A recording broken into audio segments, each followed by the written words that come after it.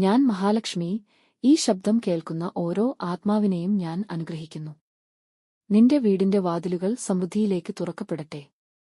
ദാരിദ്ര്യത്തിന്റെ നിഴൽ നിന്നിൽ നിന്നു അകന്നുപോകട്ടെ.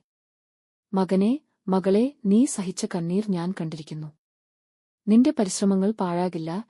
ഇന്നു മുതൽ നിന്റെ ജീവിതത്തിൽ പുതിയ വെളിച്ചം ഉദിക്കും. കടങ്ങൾ പടിയിറങ്ങും, തടസ്സങ്ങൾ വെള്ളം പോലെ ഒഴുകിപ്പോകും, തൊഴിൽ വഴികൾ സ്വർണ്ണപാതയാകട്ടെ. നിന്റെ കൈകൾ സ്പർശിക്കുന്നതെല്ലാം ഫലപ്രദമാകട്ടെ. ഞാൻ നിന്റെ വീട്ടിൽ വസിക്കുന്നു.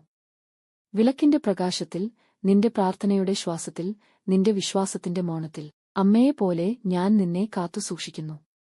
നീ തളരുമ്പോൾ ഞാൻ താങ്ങാകുന്നു. നീ ഭയപ്പെടുമ്പോൾ ഞാൻ ധൈര്യമാകുന്നു. ഈ മന്ത്രം മനസ്സിൽ ആവർത്തിക്കൂ. ഓം ശ്രീം മഹാലക്ഷ്മിയേ നമോ.